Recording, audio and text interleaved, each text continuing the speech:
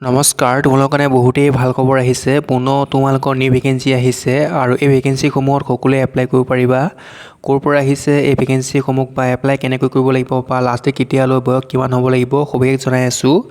তাৰ আগতে যিসকলে প্ৰথমবাৰৰ কাৰণে চেনেল ভিজিট কৰি আছা, চেনেল ছাবস্ক্ৰাইব কৰি ল'বা আৰু লগত থকা বেল আইকনো প্ৰেছ কৰি ল'বা।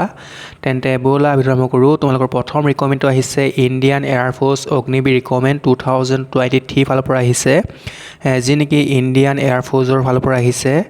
আৰু এই ভেকেঞ্চিসমূহত এপ্লাই কৰিব হ'লে তোমালোকে অনলাইন যোগে এপ্লাই কৰিব লাগিব আৰু এপ্লাই তোমালোকৰ চলিব 27/7/2023 পৰা তোমালোকৰ এপ্লাই প্ৰক্ৰিয়া চলিব আৰু যি নেকি তোমালোকৰ অন্তিম তাৰিখ দিয়া হৈছে 17/8/2023। 17 তোমালোকৰ আগষ্ট তাৰিখে লাষ্ট ডেট পৰিছে আৰু যি নেকি এক্সাম ডেটটো দিয়া হৈছে তোমালোকৰ 13 তোমালোকৰ অক্টোবৰ তোমালোকৰ দিয়া হৈ আছে। আৰু যি নেকি এজ লিমিটটো বিচাৰিছে তোমালোকৰ 17 বছৰৰ পৰা তোমালোকে 21 বছৰলৈকে ধুনীয়াকৈ এপ্লাই কৰিব পাৰিবা। আৰু ভেকেঞ্চি আহিছে তোমালোকৰ 3500 আহিছে, 3500 ভেকেঞ্চি আহিছে তোমালোকৰ। আৰু এই ভেকেঞ্চিসমূহত এপ্লাই কৰিব হ'লে এডুকেশ্যন কোৱালিফিকেশ্যন লাগিব তোমালোকৰ 12 পাছ হ'লে তোমালোকে এপ্লাই কৰিব পাৰিবা। লগতে তোমালোকে ডিপ্ল'মা কৰা হ'ব লাগিব, তেতিয়াহে তোমালোকে এই ভেকেঞ্চিসমূহত এপ্লাই কৰিব পাৰিবা। আৰু সবিশেষ কাৰণে তোমালোকে তলত চেক আউট কৰি ল'বা, সকলোবোৰ দিয়া হৈ আছে।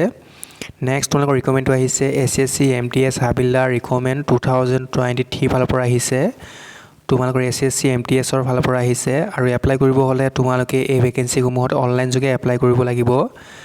আৰু এপ্লাই প্ৰক্ৰিয়া তোমালোকৰ যিহেতু চলি আছে বৰ্তমান আৰু তোমালোকৰ অন্তিম তাৰিখ দিয়া হৈ আছে 21/7/2023, 21 জুলাই তাৰিখৰ আগত তোমালোকে এপ্লাই কৰিব লাগিব। আৰু তাৰ কাৰণে তোমালোকৰ ইতিমধ্যে জাননী দিয়া হৈছে, মানে 21 তাৰিখৰ পিছত কোনো ধৰণৰ তোমালোকে এপ্লাই কৰিব নোৱাৰিবা। নেক্সট তোমালোকৰ দিয়া হৈ আছে এজ লিমিটটো তোমালোকৰ বয়সটো হ'ব লাগিব 18 পৰা 25।